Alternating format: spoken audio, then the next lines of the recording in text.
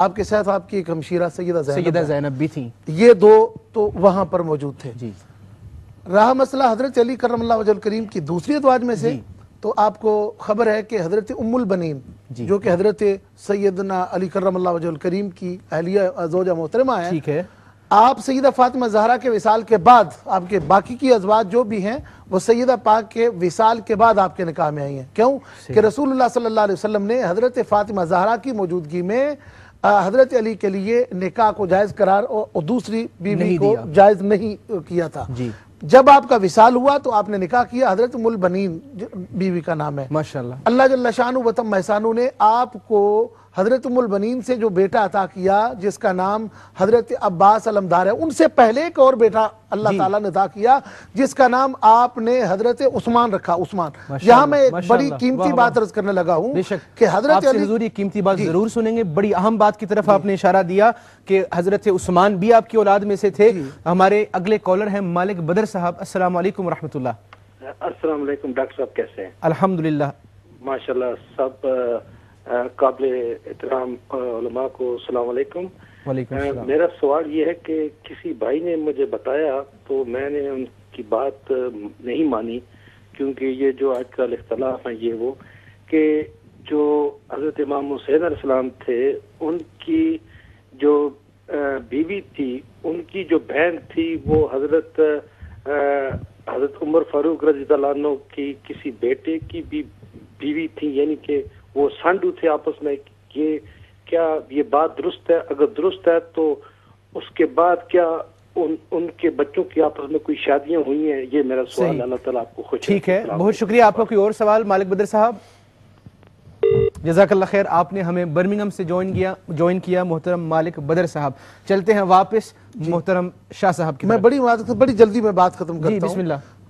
हजरत उम्मुल बनीन से हजरत उस्मान हुए, हजरत अब्बास अलमदार हुए, ये भी आपके बेटे हैं। किसके? हजरत अली के और हजरत इमाम अली मकाम के बाप की तरफ से सगे भाई हैं। फिर आपने बीवी निकाह किया, बीवी का नाम उम्मे लैला है। अल्लाह जल्ल शानु व तम महसानु ने उनसे आपको औलाद अता की, आपने नाम अबू बकर रखा बेटे का, माशाअल्लाह। और फिर आपने निकाह और दूसरा बेटा दिया, उमर रखा नाम उसका। फिर उम्मे हबीबा आपने निकाह किया, बीवी का नाम था। फिर उस बीवी से भी अल्लाह जल्ल शानु व तम महसानु ने आपको औलाद अता की, आपने उस बेटे का नाम भी उमर रखा। अब हजरत डॉक्टर साहब जो बात मैं अर्ज करने लगा हूँ, ये शिया की जो मकतबा फिक्र है उनकी मोतबर किताबों में ये रिश्ते मौजूद हैं। अब ये रिश्ते जिनका नाम लिया हजरत अबू बकर, हजरत उमर, हजरत उस्मान, हजरत अब्बास तो हैं, हजरत अली भी हैं, ये सारे ये जितने नाम मैं ले रहा हूं ये सारे हजरत इमाम हुसैन के साथ करबला में शहीद हुए हैं, और ये हजरत अली की औलाद हैं। अब दुख और अफसोस की बात यह है कि एक बाप हो, औलाद इतनी हो, सिर्फ गलत ये को नाउज़ बिल्लाह उनका कसूर है कि उन्होंने बेटे का नाम अबू बकर रखा? क्या ये उनका कसूर है कि उन्होंने अपने बेटे का नाम उमर रखा? क्या उनका कसूर है कि उन्होंने अपने बेटे का नाम उस्मान रखा?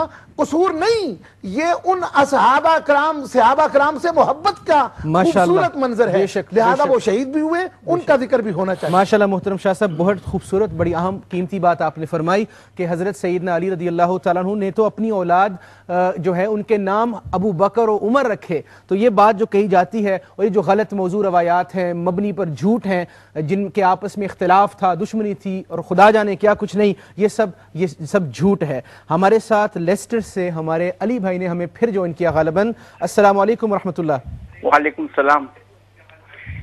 जी मौलाना, अभी आपने फरमाया कि हजरत अली की औलाद में उमर भी हैं बेटे और उस्मान भी हैं और अबू बकर भी हैं।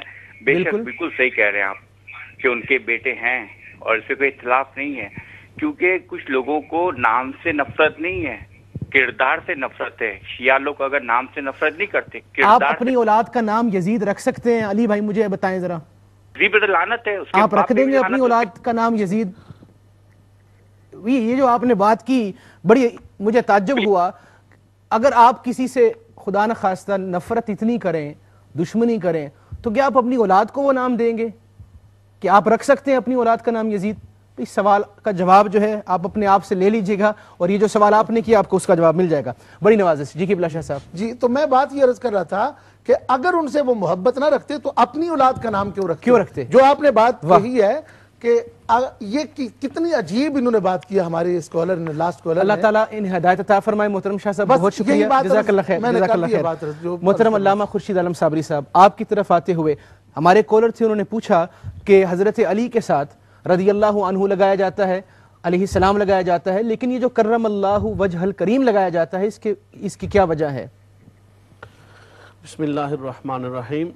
حضرت علی رضی اللہ تعالیٰ عنہ کے چہرہ پاک کی کرامت کا ذکر، اور اللہ تبارک و تعالیٰ نے حضرت علی رضی اللہ تعالیٰ عنہ کے چہرے میں وہ کرامت رکھی تھی، وہ بزرگی رکھی تھی، وہ روب رکھا تھا، وہ جلال رکھا تھا کہ آقا سرور کائنات صلی اللہ علیہ وسلم نے خود فرمایا کہ علی کے چہرے کے اندر کرامت ہے۔ سبحان اللہ۔ اور پھر دوسری بات یہ بھی ہے، وہ مشہور حدیث پاک جس کو حضرت عائشہ صدیقہ رضی اللہ تعالی عنہا نے خود روایت کیا ہے، اور آپ نے فرمایا، اور یہ صحیح حدیث پاک ہے، جس نے آپ نے فرمایا کہ میں نے اپنے ابا جان سیدنا صدیق اکبر رضی اللہ تعالی عنہ کو دیکھا کہ وہ مسلسل ٹکٹکی لگا کر حضرت علی کے چہرہ پاک کو دیکھ رہے تھے، زیارت کر رہے تھے۔ اور میں نے جب پوچھا کہ ابا جان کیا بات ہے، آپ مسلسل آنکھ جھپکے بغیر حضور مولا کائنات علی اور مرتضیٰ شیر خدا کے چہرے کی زیارت کر کال آ گئی؟ جی ہمارے ساتھ کالر ہیں شاہد مانچسٹر سے۔ السلام علیکم ورحمۃ اللہ۔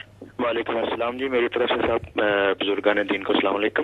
وعلیکم السلام۔ میں نے ایک چھوٹی سی بات عرض کرنی تھی۔ مختلف چینلز پہ جو دوسرے طبقہ فکر کے لوگ ہیں جو کلیم کرتے ہیں جمع اہل بیت سے بڑی محبت کرتے ہیں، جی جی، وہ اپنی مجالس میں جس طرح امام پاک کا یا باقی جتنے بھی بزرگان دین ہستیاں ہیں ان کا نام لیتے ہیں، کچھ اس کے ساتھ ہلکا بات استعمال نہیں کرتے، ایون کہ بی بی پاک جو ہیں جتنی بھی، ان کے نام بھی بڑے عجیب سے طریقے سے لیتے ہیں۔ کیا یہ محبت ہے یا بے ادبی ہے؟ اس پر ذرا پلیز بات کیجیے۔ ٹھیک ہے، آپ کا کوئی اور سوال شاہد بھائی؟ تھینک یو، جزاک اللہ خیر، آپ نے ہمیں مانچسٹر سے دوبارہ جوائن کیا۔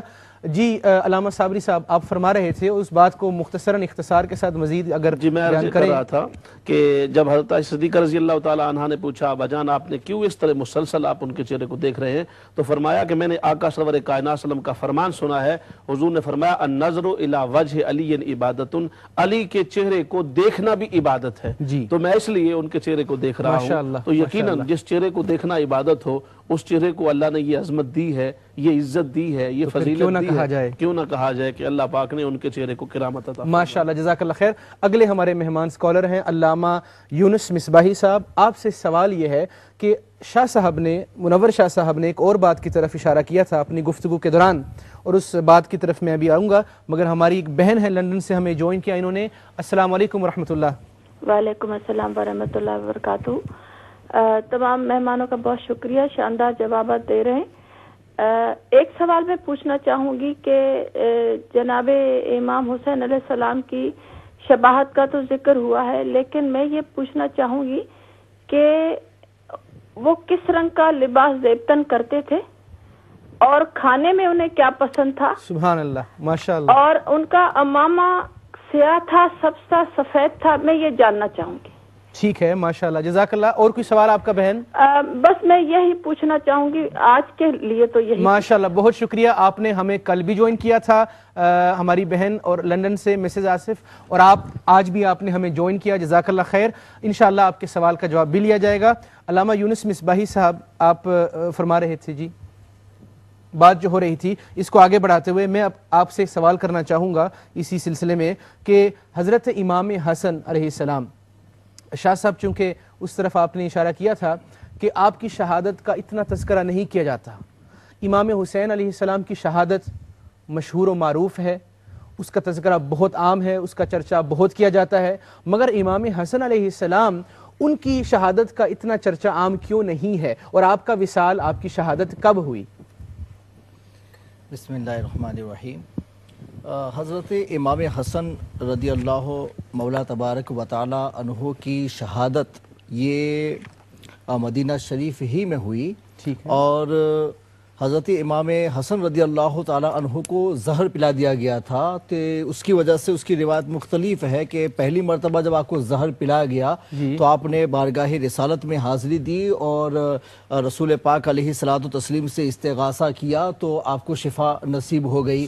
اس کے بعد میں دوسری مرتبہ جب آپ کو زہر پلایا گیا تو بھی آپ نے دعا کی تو آپ کو شفا میسر آ گئی، اور تیسری مرتبہ جب آپ کو ہیرا کنی جو ہوتی ہے نا، وہ بہت اس میں پوائزنس ہوتا ہے، تو اس کو پانی میں میں ڈال کر کے آپ کو پلا دیا گیا، جس کی وجہ سے آپ کے پیٹ کے اندر آنت وغیرہ سب کٹ گئی اور اس کی وجہ سے آپ کی شہادت یعنی آپ شہید ہوئے اور آپ کی شہادت جو ہے زہر دینے کی وجہ سے ہوئی اور یہ سری شہادت کہلائی۔ ہمارے بھائی کامران انہوں نے ہمیں لندن سے جوائن کیا۔ السلام علیکم ورحمۃ اللہ۔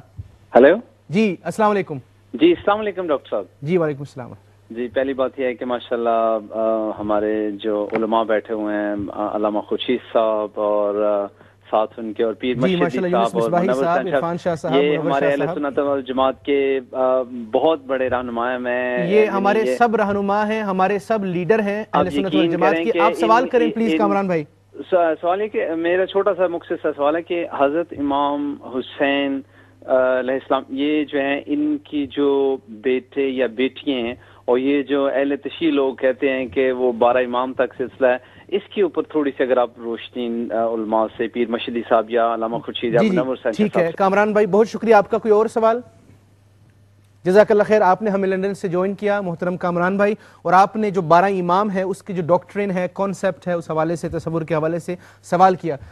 جی حضور۔ تو زہر دینے کی وجہ سے کس نے زہر دیا اس کے بارے میں کوئی تفتیش نہیں ہو سکی، اور حضرت امام حسن رضی اللہ تعالی عنہ سے بھی اس سلسلے میں دریافت کیا گیا۔ خود حضرت امام حسین رضی اللہ تعالی عنہ نے پوچھا کہ اگر آپ کو معلوم ہے تو آپ بتا دیجئے کہ ہم آپ کا قصاص اس سے لیں گے، لیکن حضرت امام حسن نے فرمایا کہ نہیں مجھے کچھ معلوم نہیں ہے، اور آپ نے خود اس کو چھپا دیا۔ اور کچھ لوگوں نے ان کی بیوی کے بارے میں تذکرہ کیا ہے، تو ہمارے تاریخ نگاروں نے کہا ہے کہ حضرت امام حسن سے عورتیں اس قدر محبت کرتی تھی کہ یہ کیسے گوارا کیا جا سکتا ہے کہ وہ آپ کی بیوی ہو اور وہ آپ کے ساتھ میں اس طرح کی بے وفائی کر سکے، اس لیے وہ غلط الزام ہے۔ حضرت امام حسن نے جب ظاہر ہی نہیں کیا، خاندان والوں کو پتہ نہیں چلا، تو یہ سری شہادت ہوئی، اس وجہ سے آپ کی شہادت اتنی مشہور نہیں ہوئی۔